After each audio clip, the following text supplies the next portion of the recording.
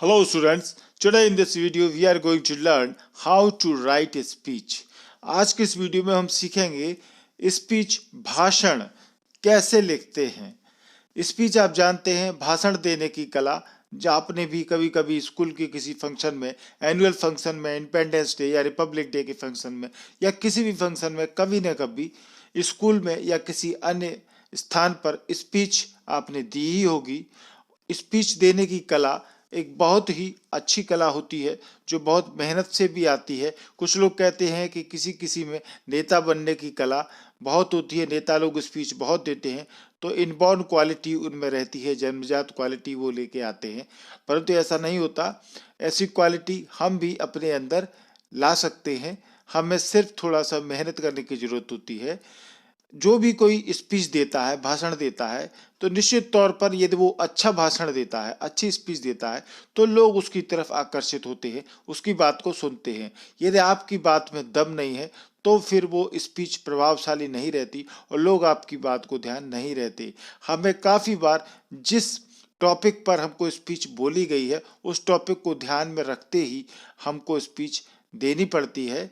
यहाँ पर आपको कोई स्पीच देनी नहीं है, हमको सीखना है कि स्पीच कैसे लिखते हैं, हाउ टू राइट स्पीच। अच्छी स्पीच को कैसे एग्जाम में लिखा जा सकता है, ये हम सीखेंगे।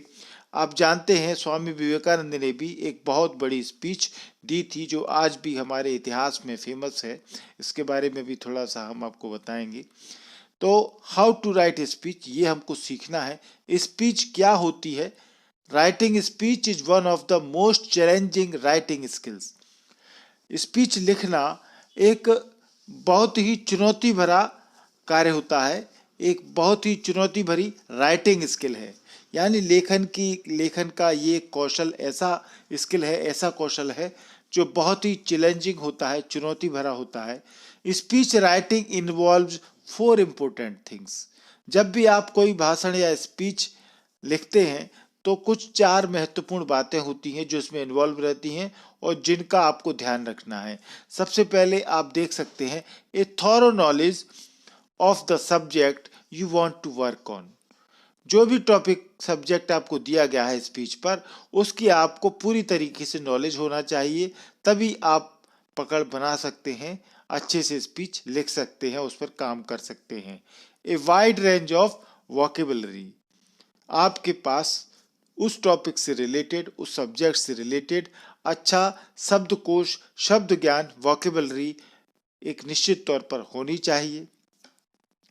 Creativity of A high order, एक अच्छी क्रिएटिविटी, अच्छे स्तर के ऑर्डर की क्रिएटिविटी आपके अंदर होनी चाहिए। किस प्रकार से आपको किस क्रम में बातों को रखना है, उनको संगठित करके आपको आना चाहिए। Organizational abilities to incorporate the above 3 things into a meaningful sequence। जो भी 3 बातें ऊपर आपको बताई गई हैं, इन तीनों बातों को एक अर्थपूर्ण तरीके से सीक्वेंस में, अनुक्रम में रखना, उनको संगठित करने की कला, एबिलिटी आपके अंदर होनी चाहिए। यदि ये बातें आपके अंदर हैं तो आप एक अच्छी स्पीच को लिख सकते हैं। स्वामी विवेकानंद ने एड्रेस किया था, जब भी हम स्पीच देते हैं तो इसको एड्रेस करना कहते हैं। जब विश्व संसद हुई थी धर्म की, उस समय शिकागो में 1893 में, उस समय उन्होंने ये स्पीच दी थी। उस स्पीच को आप अपने 12th क्लास की टेक्स्ट बुक के लेसन 16 में आप इसको पढ़ सकते हैं। स्पीच को पूरा इसमें दिया गया है, इसको पढ़ेंगे तो आपको पता लगेगा कि स्पीच देते समय कौन सी बातों को ध्यान रखना चाहिए। जब भी हम स्पीच कर देते हैं, एड्रेस करते हैं किसी को, तो निश्चित तौर से हमें उसको संबोधित करके बोल देखना ही पड़ता है, बोलना ही पड़ता है। कई नेता लोग आपने देखे होंगे, भाइयों और बहनों, इस तरीके से शुरुआत करते हैं। तो स्वामी विवेकानंद ने भी इस स्पीच की शुरुआत जब की थी तो sisters and brothers of America, वहाँ जब शिकागो में गए तो उन्होंने इस तरीके से इसको एड्रेस करते हुए लिखा था। तो जो भी रहता है, पहले तो स्पीच का टाइटल लिखना होता है, टाइटल के बाद उसमें सैल्यूटेशन देना होता है, किस प्रकार से हम संबोधित शुरुआत करेंगे, और फिर हम कंटेंट को क्रम से बोलना शुरू कर देते हैं। इसी प्रकार से जब आप स्पीच लिखेंगे तो स्पीच में भी यही फॉर्मेट आपको इस्तेमाल करना है। किस प्रकार से आप टाइटल लिखेंगे, सैल्यूटेशन लिखेंगे, अपना इंट्रोडक्शन करेंगे, वो सब कुछ हम इस वीडियो में आपको बताने जा रहे हैं। तो गाइडलाइंस यदि हम देखें कि आप स्पीच लिखते समय क्या क्या गाइडलाइन हो सकती हैं, उनका आप ध्यान रखें। तो सबसे पहले आप ये देखें, यूज कन्वर्सेशनल टून। आपकी जो भी राइटिंग स्पीच है उसकी लैंग्वेज कन्वर्सेशनल होनी चाहिए, यानी कि इंटीमेट स्टाइल होनी चाहिए। यानी जब भी आप कोई बात कर स्पीच लिखने जा रहे हैं तो उसकी लैंग्वेज इस तरह की होनी चाहिए कि ऐसा लगे कि आप सामने वाले से बात कर रहे हैं, उससे कन्वर्सेशन कर रहे हैं। और आपकी स्टाइल बिल्कुल इंटीमेट होनी चाहिए, यानी कि उनको लगना चाहिए कि जो भी आप बात कर रहे हैं वो सब आपसे ही रिलेटेड है। इस तरीके की कन्वर्सेशनल टून आपके स्पीच में होनी चाहिए। दूसरी बात, begin your speech with a catchy line, phrase और कोटेशन। आप अपनी स्पीच की शुरुआत जब भी करें तो कैची लाइन, एक आकर्षक लाइन से शुरुआत करनी चाहिए। आपको फ्रेज का इस्तेमाल करना चाहिए। आपकी शुरुआत किसी कोटेशन से हो सकती है जो किसी महत्वपूर्ण व्यक्ति के द्वारा बोला गया हो। इसके बाद, base your argument on supporting data, examples etc। आप जो भी आर्ग्यूमेंट बोलें, तर्क बोलें, वो सपोर्टिंग डाटा के साथ में बोलें, यानी कोई ना कोई डाटा, आंकड़े आपके पास होना चाहिए। कुछ भी अनर्गल बातें बिना सबूत के, बिना डाटा के बोलना ठीक नहीं माना जाता है। आप इसके लिए एग्जाम्पल्स का भी इस्तेमाल कर सकते हैं। Consolidate your points before the conclusion. कोई भी कंक्लूजन, निष्कर्ष पर पहुंचने से पहले आप अपनी पॉइंट्स को बिल्कुल ही संगठित कर लें, यानी एक रूपता उनमें बना लें, कंसोलिडेट कर लें उनको, पॉइंट्स को। इसके बाद conclude with a striking point, और फिर एक स्ट्राइकिंग पॉइंट यानी कि एक इस तरह का अनोखा पॉइंट, एक मर्म भेदी जो किसी के दिल को छू जाए, इस तरह का स्ट्राइकिंग पॉइंट के साथ में आप अपनी स्पीच को कंक्लूड करें, उसको अंत में ले जाएं। An appeal for action. अब उस तरह का स्ट्राइकिंग पॉइंट वो कैसा हो सकता है? एन अपील फॉर एक्शन, किसी कार्य को करने के लिए कोई कॉल हो सकता है, पुनर्विचार, अपील हो सकती है। ए वार्निंग, कोई चेतावनी हो सकती है। ए इनविटेशन, या कोई आमंत्रण हो सकता है। इस तरह की बातों के स्ट्राइकिंग पॉइंट से आप कंक्लूड करें उस स्पीच को। फिर आखिर में thank the audience in the end. अंत में आप अपने ऑडियंस को थैंक यू कहना न भूलें। ये किसी भी स्पीच को लिखने का एक फॉर्मेट होता है, उसके लिए कुछ गाइडलाइन है। तो इन गाइडलाइन का आप पालन जरूर करें। आपकी कन्वर्सेशनल टून हो, इंटीमेट स्टाइल हो, आपकी स्पीच में कैची लाइंस, फ्रेजेज हों, जो भी डाटा के साथ में बोलें आप पूरा उसको ऑथेंटिकली लगना चाहिए। आपके आर्ग्यूमेंट और पॉइंट्स को कंसोलिडेट करके ही चलें, आखिर में आप स्ट्राइकिंग पॉइंट ही कंक्लूड करें। रिमेंबर, याद रखें, टू मैनी एंड वेग कोटेशंस शुड बी अवॉइडेड। आपको ज्यादा कोटेशन का इस्तेमाल नहीं करना है। ऐसे कोटेशन जो वेग यानी कुछ जो अनिश्चित हों, अनिश्चित यानी कि अस्पष्ट हों, जो कि समझ में नहीं आए लोगों को, इस तरह के कोटेशंस को आपको अवॉइड करना चाहिए। ऐसी बातें नहीं करनी चाहिए। Repetition is helpful to emphasize a point, otherwise it is a discredit. कभी कभी जब आप जो बात कह रहे हैं उस बात को रिपीटेशन भी करके बोला जा सकता है, और रिपीटेशन पर एम्फेसाइज करना, उसको जोर दे करके कहना काफ़ी मददगार भी साबित होता है। यदि आप उसको नहीं करेंगे एम्फेसाइज करके तो हो सकता है आप डिस्क्रेडिट या आपको उसमें अच्छी शाबाशी न मिले, अपयश या बेइज्जती सी डिस्क्रेडिट हो सकती है यदि आपने जो भी पॉइंट बोले हैं उनको आपने क्लियर नहीं किया तो। Too many facts and figures, unusual abbreviations, high sounding formal words, long anecdotes only mar the effectiveness of your speech. Too many facts and figures, ज़्यादा से ज़्यादा आप अलंकारिक भाषा का इस्तेमाल करें, ज़्यादा तथ्य बोलेंगे तो दिक्कत हो सकती है, आपकी स्पीच जो है वो ज़्यादा इफेक्टिव नहीं रहेगी, बिगड़ सकती है।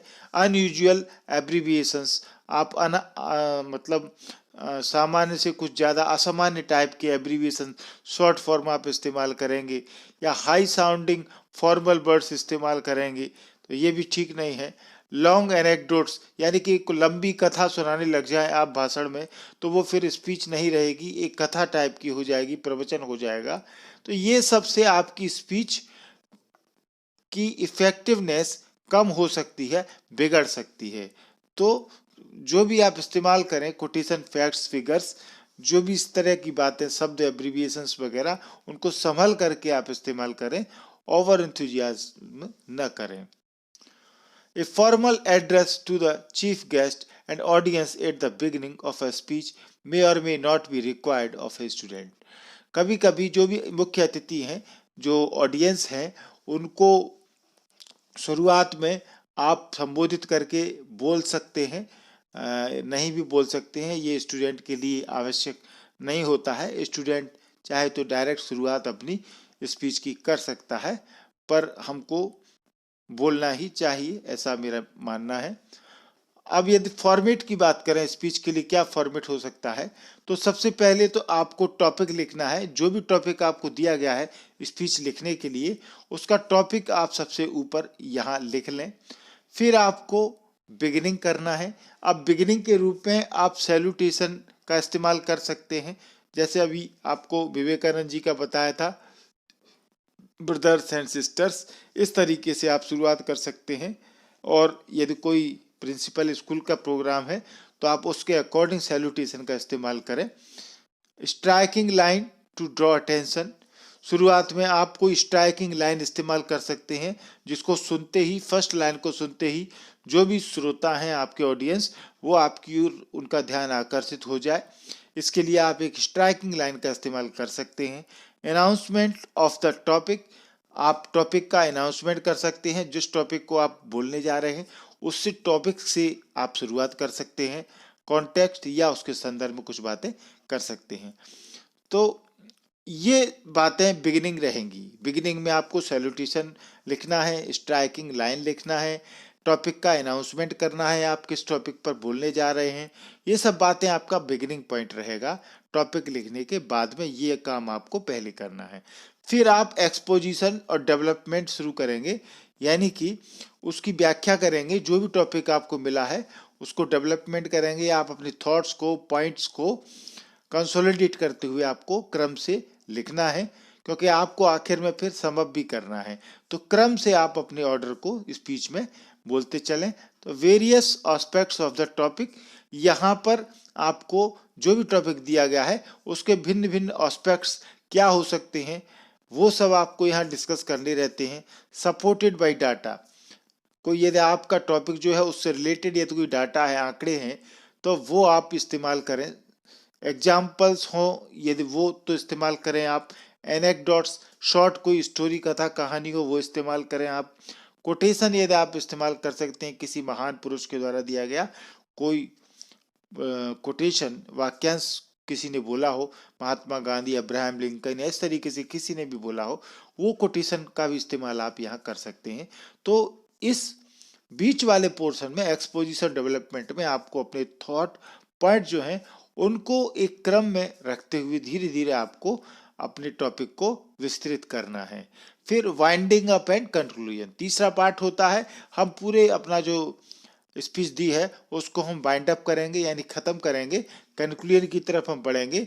तो यहाँ पर आपको समिंग अप करना है, यानी कि सारी बात जो आपने कही है उसको सारांश में लेते हुए, of all points already mentioned, जो सारे पॉइंट आप पहले ही बता चुके हैं उन सब को आपको समिंग अप करना है, समरी के रूप में, सारांश के रूप में बोलना है। Conclude with a catchy line, एक आकर्षक लाइन के साथ में आप कंक्लूड करें, निष्कर्ष करें, यानी कि ऐसी लाइनें आपको लेना है गागर में सागर भरने वाली, जो आखिरी में जो भी बात आपने बोली है ऊपर, उस सब को आखिरी की एक दो लाइन में कवर हो जाए। इस तरह की सेंटेंस का इस्तेमाल आपको कंक्लूजन में वाइंडिंग अप करते समय करना है। एंड अपील हो सकती है, वार्निंग हो सकती है, चेतावनी हो सकती है, कोई अपील हो सकती है, और लास्ट में आपको followed by thank you, thank you कह करके आपको अपनी स्पीच का एंड करना है। तो ये कुछ 2-3 बातें हुई। आप टॉपिक लिखेंगे, बिगिनिंग में किस तरीके से शुरुआत करनी है, फिर आप थॉट्स को डेवलपमेंट करेंगे, एक्सपोजिशन करेंगे, और आखिर में आप बाइंड अप कर देंगे। 3 पार्ट स्पीच के होते हैं। ये बिल्कुल उसी तरीके से होता है जैसे कि सैंडविच होता है, आपने देखा हो। सैंडविच में एक भाग ऊपर रहता है, दूसरा भाग नीचे रहता है, और उन दोनों के बीच में जैसे बर्गर होता है ना, आपने देखा हो, तो बाकी चीजें मिडिल में भरी होती हैं। तो यहाँ बिगिनिंग आपको रहती है, जैसा यहाँ दिख रहा है इस तरीके से बिगिनिंग आपको करना है, जिसमें कि सैल्यूटेशन वगैरह रहेगा, और एंड आपको समिंग अप करना है। बीच में मिडिल में आपको पूरा थॉट्स का डेवलपमेंट करना है, यानी जो भी उस टॉपिक से रिलेटेड इधर उधर की बातें हैं, वो सारी बातें, क्योंकि इसमें हम देखते हैं कि सैंडविच में भी तमाम तरह की जो भी इंग्रेडिएंट्स रहती है, सब कुछ बीच में फंसा दिया जाता है। यानी इसी तरीके से टॉपिक के रिलेटेड सारी बातें आपको मिडिल में लिखना है, और फिर आपको एंड में वाइंड अप करना है। तो एक तरीके से इस तरीके सैंडविच के रूप में आप करें। मार्किंग स्कीम आपकी अलग अलग हो सकती है एग्जाम से related. 12th class, 11th class, 10th class, CBSE board, MP board, अलग अलग बोर्ड के अकॉर्डिंग आपकी मार्किंग स्कीम हो सकती है। पर यहाँ ध्यान देने वाली बात यह है कि किन किन चीज़ों पर जो एग्जामिनर है वो आप ध्यान रखता है। एक तो आपके कंटेंट के मार्क्स रहेंगे, फ्लुएंसी आपकी कैसी है, आप फ्लुएंसी, क्योंकि जो भी स्पीच रहती है उसमें फ्लुएंसी का ध्यान अक्सर रखा जाता है। एक्यूरेसी भी सही आपको रखना है कि आप सही सेंटेंस का ग्रामेटिकल इस्तेमाल कर रहे हैं या नहीं कर रहे हैं, आपने लेआउट का इस्तेमाल किया है या नहीं। जो भी स्पीच का लेआउट होता है, तो इन 4 बातों का, कंटेंट्स, फ्लुएंसी, एक्यूरेसी, लेआउट, इनके अलग अलग मार्क्स निर्धारित रहते हैं, मार्किंग स्कीम रहती है, उसका आपको पालन करना है। ये चारों चीज़ों का ध्यान रखना है। एग्जामिनर टिप्स की बात करें कि जो भी कॉपी चेक करता है आपकी, वो क्या क्या चीज़ें देखना चाहेगा, ये आप ध्यान रखें। Be intimate and informal as far as possible. आप बिल्कुल स्पीच में इनफॉर्मल रहें, इंटीमेट रहें, यानी आपकी लैंग्वेज इस तरीके से होनी चाहिए सामने वाले को लगे कि ये बिल्कुल भी मुझसे अजनबी नहीं है, अनजान नहीं है, ये जो भी बातें बोल रहा है वो बिल्कुल सही बोल रहा है, और बिल्कुल ही फॉर्मल तरीके से इस्तेमाल नहीं करना है। इनफॉर्मल वे में हमको जहाँ तक संभव हो इंटीमेट तरीके से चलना है। Avoid too much data and too many quotations. ध्यान रहे, ये ज़्यादा टू मच डाटा का इस्तेमाल न करें कि आप एक स्पीच को बिल्कुल गणित का सवाल बना दें, ये भी ठीक नहीं है। और टू मैनी कोटेशंस, या फिर आप पूरा कोटेशन से ही भर दें, महात्मा गांधी ने ये कहा, सुभाष चंद्र बोस ने ये कहा, उसने ये कहा। अरे ठीक है, मगर उन्होंने कहा, पर तुमने क्या कहा, तुम अपने थॉट्स को किस तरीके से ला रहे हो, ये महत्वपूर्ण है। ये भी एग्जामिनर जानना चाहता है कि आपके क्या थॉट्स हैं, न कि आप पूरा उसको कोटेशन से भर दें। अपील टू द हार्ट, इस तरह की अपील आपकी होनी चाहिए। जब भी आप स्पीच दें तो उसके लास्ट में जब आप बाइंड अप करते हैं, अपील कोई आप करना चाहते हैं, आह्वान करना चाहते हैं, कॉल ऑन करना चाहते हैं पब्लिक को, तो वो बिल्कुल दिल को छू जाए, इस तरह की कुछ अपील आपकी स्पीच में होनी चाहिए। बी लॉजिकल एंड कंसिस्टेंट, आप बिल्कुल लॉजिकल रहें, अनर्गल बातें न करें, जो भी पॉइंट है वो डाटा के अकॉर्डिंग, और कॉन्टेक्स्ट कंसिस्टेंटली आपको चलना है, संगत चलना है आपको, टॉपिक से भटकना नहीं है, इधर उधर नहीं होना है। एक बार मुझे याद है कि एक बार एक स्पीच देने के लिए जो तात्कालिक भाषण प्रतियोगिता होती है, तुरंत बोलना पड़ता है टॉपिक, पर्ची निकाल करके। तो एक छात्र का टॉपिक निकला, उस टॉपिक को उसने पढ़ा, उसको 5 मिनट में बोलना था। टॉपिक का नाम लिखा था का वर्षा जब कृषि सुखानी। अब इसका आप जानते हैं, का वर्षा जब कृषि सुखानी मतलब ये होता है कि जब, जो वो कहते हैं ना कि चिड़िया चुग गई खेत, तो मतलब ये होता है कि जब काम हो गया उसके बाद फिर क्या, होने के बाद कुछ भी सुधार करे तो कोई मतलब नहीं है। तो ये बजाय बोलने के उसने बोलना शुरू कर दिया था कि कृषि इतने प्रकार की होती है, कृषि को पानी की जरूरत पड़ती है, कृषि को खाद की जरूरत पड़ती है। अरे भाई, आपने टॉपिक ही नहीं समझा।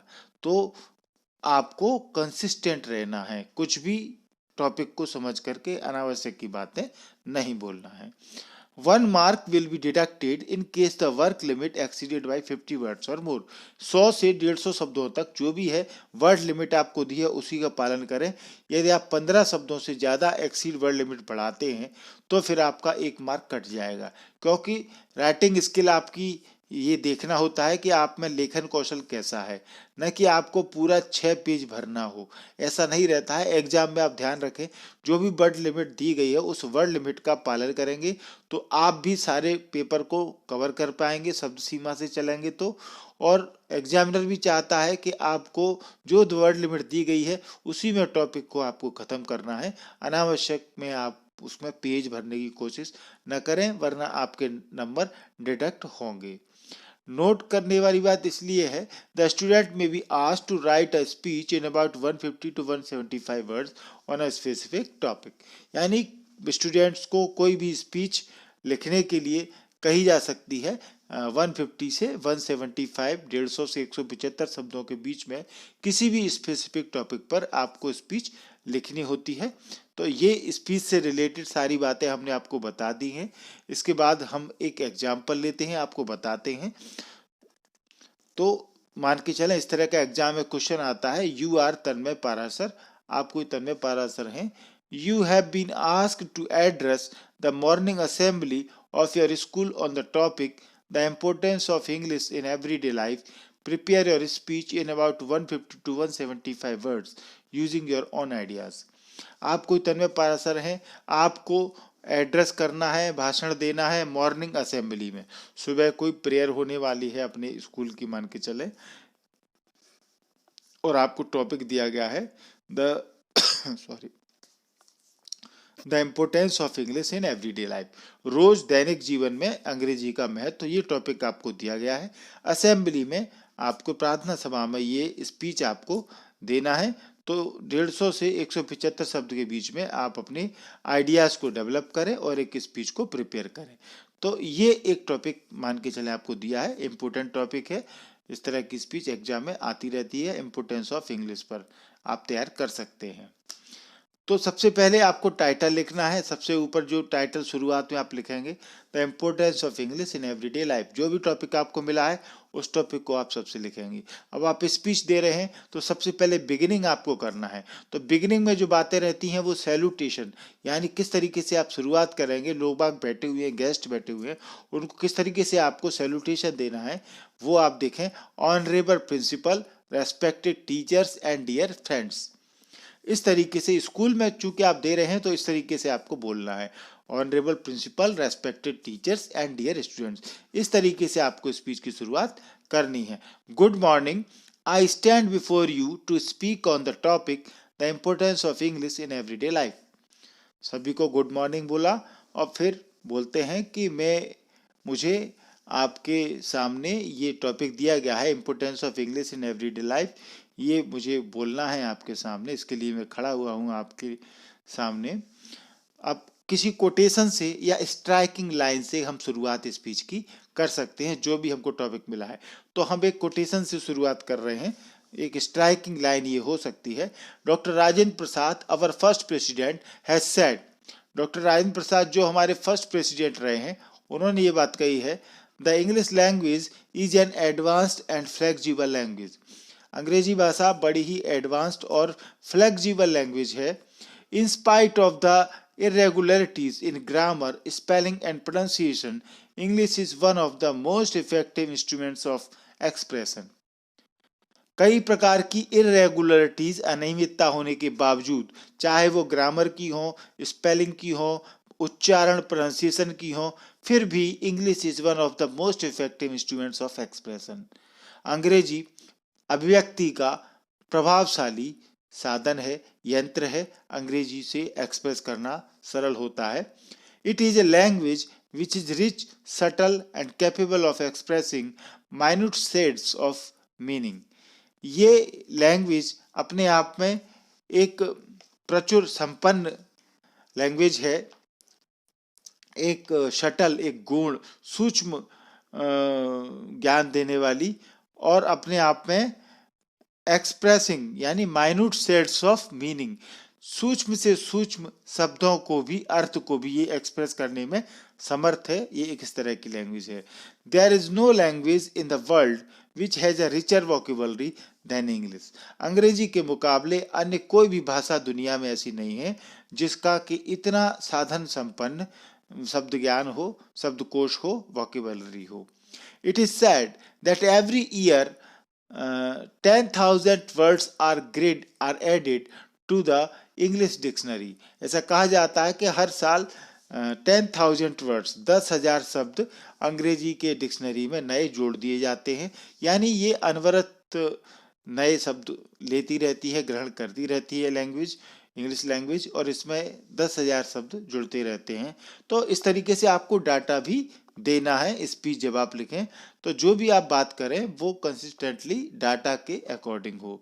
Great poets, dramatist, novelists and critics, जो भी महान कवि हुए हैं, नाटककार हुए हैं, उपन्यासकार हुए हैं, क्रिटिक्स हुए हैं, have enriched the English language beyond measure. उन सब ने एक किसी भी मेजर यानी मात्रा, आकलन या किसी सीमा से ऊपर जाकर के अंग्रेजी को एनरिच किया है, उसको साधन संपन्न बनाया है, अमीर बनाया है लैंग्वेज के द्वारा, अपने वोकेबलरी के द्वारा। बिसाइड्स दिस, इसके अतिरिक्त, it is used in every field of study, science, technology, medicine and other daily useful hours. और इसके अतिरिक्त इस अंग्रेजी का उपयोग हमारी सभी तरह के सभी फील्ड की स्टडी के लिए, साइंस के लिए, टेक्नोलॉजी के लिए, मेडिसिन और अन्य जो भी डेली यूजफुल आर्ट्स हैं, कलाएं हैं, सब में इंग्लिश का उपयोग होता है।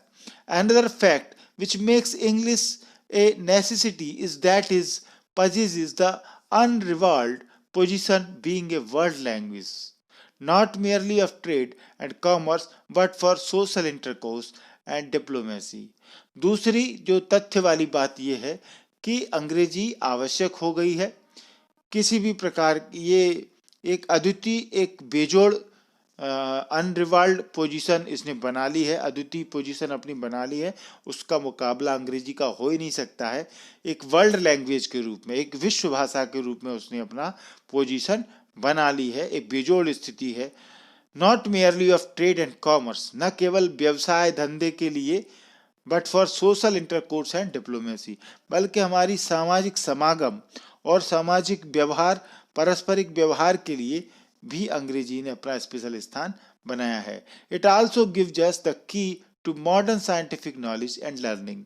ये हमें आधुनिक विज्ञान, ज्ञान और सीखने की ये एक कुंजी के रूप में भी है। पर्ल बक, महत्वपूर्ण फेमस राइटर हुए हैं, हैज सेड, उन्होंने कहा है that Indians have put to good use the benefits of English, कि भारतीयों ने अंग्रेजी का लाभ लेना बहुत अच्छे से सीखा है। Their pronunciation of English is pure exquisite, उनका अंग्रेजी का जो ज्ञान है, उच्चारण जो है वो बहुत ही प्योर है, शुद्ध है और उत्तम, उत्कृष्ट है, एक्सक्विजिट है। थैंक यू, यानी कि थैंक यू के साथ में आपको ये अपना स्पीच खत्म करना है। तो ये हमने कुछ आपको एक सैंपल के रूप में अनसीन ये स्पीच बताई है। इस स्पीच को आप लिख सकते हैं, याद कर सकते हैं, और भी स्पीच में यदि आप चाहें तो कुछ बढ़ा सकते हैं। आप प्रैक्टिस अलग अलग टॉपिक पर लेकर के स्पीच बनाएं। थैंक यू पूरा वीडियो देखने के लिए। आपको वीडियो अच्छा लगा होगा। एमपी इंग्लिश क्लासेस को आपने अभी तक सब्सक्राइब नहीं किया है तो सब्सक्राइब जरूर करें। सब्सक्राइब करना बहुत सरल है, अपने मोबाइल में वीडियो के नीचे देखिए, लाल कलर से सब्सक्राइब लिखा हुआ दिख रहा होगा एमपी इंग्लिश क्लासेस के आगे, इसको आप टच करेंगे तो ये व्हाइट कलर में बदल जाएगा, यानी चैनल सब्सक्राइब हो चुका है। बगल में बेल आइकॉन है, इसको दबाना ना भूलें। इसको टच करते ही 3 ऑप्शन आएंगे, इसमें सबसे ऊपर का ऑप्शन ऑल, इस ऑल के ऑप्शन को आप टच करेंगे तो मैं जो भी वीडियो बनाऊंगा वो तुरंत आपके पास नोटिफिकेशन के रूप में पहुंच जाएगा। इसमें आपको प्लेलिस्ट और भी इस तरह के वीडियो चाहिए तो हमने प्लेलिस्ट बना रखी है। आप इंग्लिश क्लासेस के प्लेलिस्ट में जाएंगे तो सभी तरह के ग्रामर, राइटिंग स्किल से रिलेटेड वीडियो आपको मिल जाएंगे। ये वीडियो आपको कैसा लगा आप कमेंट करके ज़रूर बताएं, और अच्छा लगा हो तो दोस्तों को लाइक और शेयर करें। Thank you.